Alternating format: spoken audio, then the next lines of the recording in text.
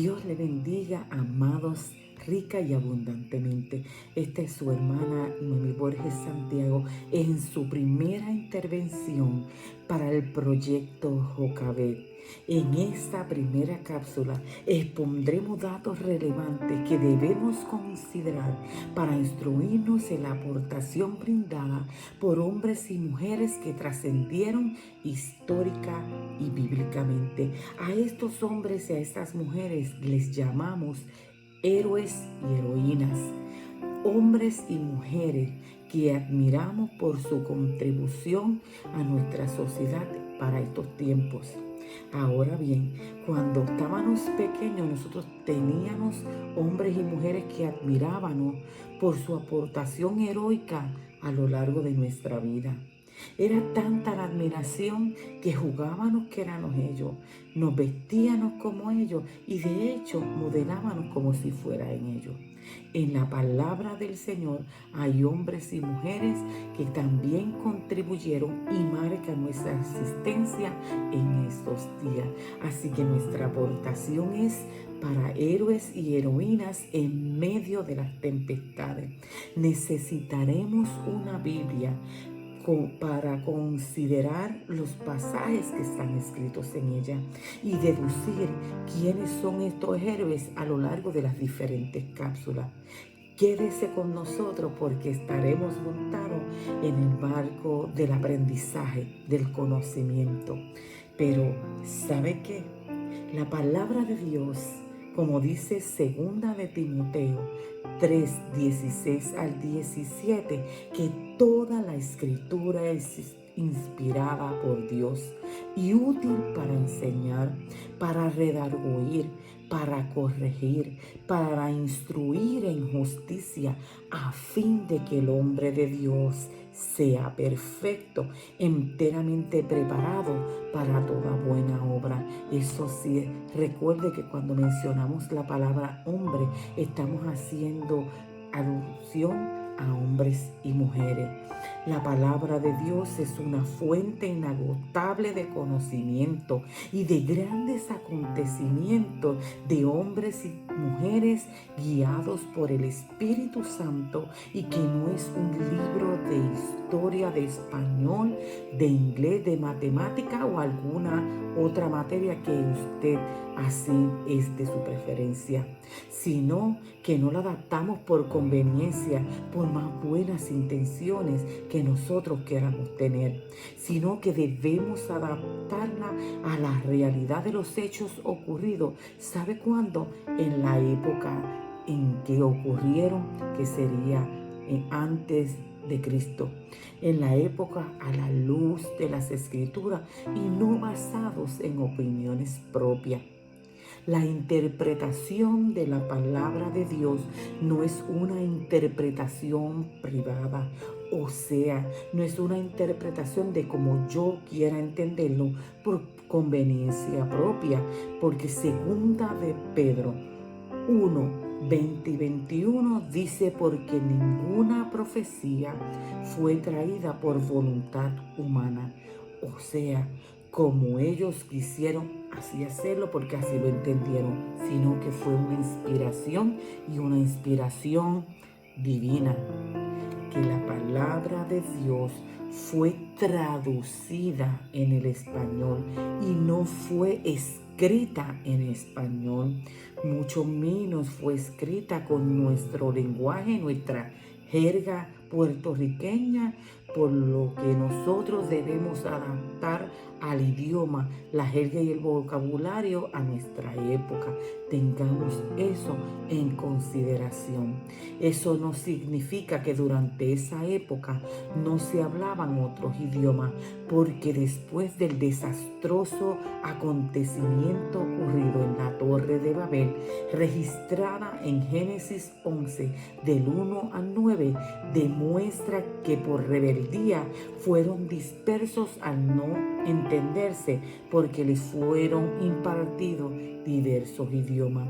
Así que debemos ajustar el lenguaje, la costumbre, la cultura, entre otros, a la época y sobre todo al pueblo judío, que es el pueblo en que estaremos hablando. ¿Sabe que también, amado hermano? Que el calendario judío era y sigue siendo un calendario lunar, contrario a nuestra época. En esta área del occidente usamos un calendario solar, un calendario greco-romano. Esa es nuestra adaptación. Por consiguiente, las fechas y los tiempos se ajustan al calendario y no al calendario puertorriqueño, sino al calendario hebreo. Es posible que podamos acercarnos a fechas, pero estas no son precisas ni tampoco sean concisas.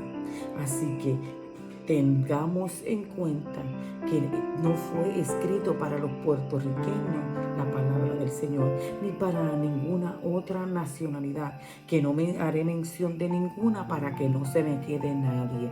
Así que entendamos también que el lugar geográfico donde ocurre ese acontecimiento no es preciso, debido a que el lugar fue reubicado, o todos los lugares han sido reubicados del Viejo Testamento. Así que ya sea por conquistas, sea por pérdidas territoriales, ya sea por guerra, por acontecimientos comerciales donde estaban. Pero en estos momentos donde nosotros daremos inicio, se encuentra ubicado en Egipto, en esa segunda cápsula. En la actualidad queda más al sur, y en ese momento quedaba más al norte, con un territorio más amplio, lo que conocemos en el día de hoy como Arabia Saudita. Debemos comprender que el rol de la mujer en aquellos tiempos, diferente a los nuestros, era limitado. De hecho, en el área occidental sabemos que el rol de la mujer en cuanto a la sociedad se refiere es también limitado. Contrario a nosotros, que es más bien muy amplio. En aquella época y en esta época, para esa área del oriente, es bajo una cultura patriarcal. O sea, que la mayordomía recaía sobre el varón, jefe de la familia y responsable de sustentarla y mantenerla a salvo y seguro.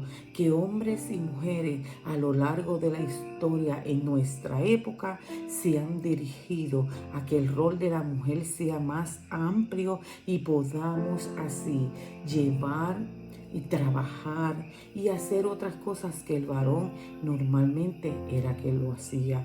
Amado, esta cultura nuestra es una cultura entre matriarcal y patriarcal.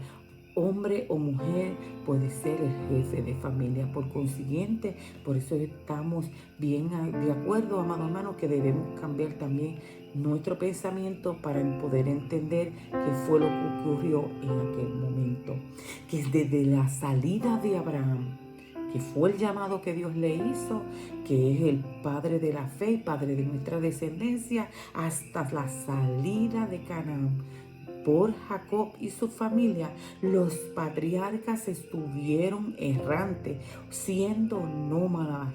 ¿Qué quiere decir esto? Que carecían de una patria, hasta que Jacob fue trasladado y establecido en un lugar en las afueras de Egipto por la abrupta época de las vacas gordas y las vacas flacas, refiriéndose a Génesis capítulo 46. Que Dios claramente advierte a Abraham que su descendencia, siendo el padre de la fe, no tenía hijo porque su esposa era estéril. Así que Dios le promete a este hombre con su esposa que su generación no iba a poder ser contada, así como no podemos contar las estrellas. Eso se encuentra en Génesis capítulo 15, verso 5. Pero que serían llevados cautivos por aproximadamente 400 años. O sea, iban a ser esclavos, como menciona Génesis 15, 13 al 16. Que todos los trasladados a Egipto fueron aproximadamente 66 personas, incluyendo a Jacob, llamado posteriormente Israel. Esto se encuentra en Génesis 46.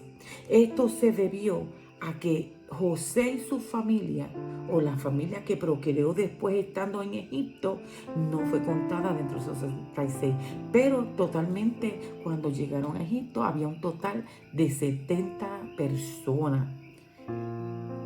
Sabemos que José, según menciona Génesis 39 del 1 al 6, fue vendido para unos mercaderes que iban dirigiéndose a Egipto por sus hermanos, y por eso es que hablamos que allí solamente vivía él y posteriormente lo que fue su familia, su esposa y sus 2 hijos, que fueron ubicados en la tierra de Gosén, en las afueras de Egipto.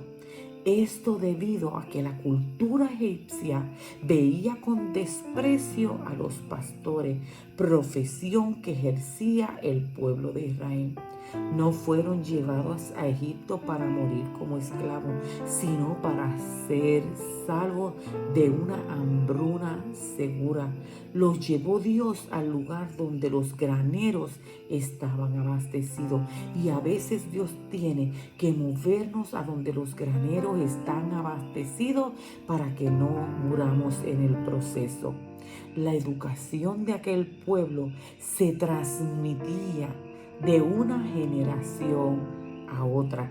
O sea, era una enseñanza de lo que conocemos en el día de hoy como homeschooling, porque para que las futuras generaciones no estuvieran carentes de información de los grandes acontecimientos.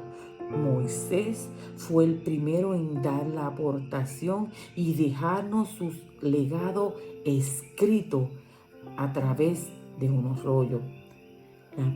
En nuestra próxima cápsula, que esperamos se quede con nosotros, expondremos quién es nuestro primer personaje heroico que estaremos hablando y su grande acontecimiento que lo hace un héroe o una heroína, porque lo voy a dejar con la incógnita para que usted y yo podamos ver esta que ocurrió con esta persona. Así que hasta la próxima y quédese con nosotros, que estaremos abundando de las ricas y abundantes bendiciones que Dios nos deja a través de su palabra. Dios les continúe bendiciendo, y así que siempre dile a los que te rodean que tú los quieres. Tendrán muy buena recompensa. Dios te continúe bendiciendo.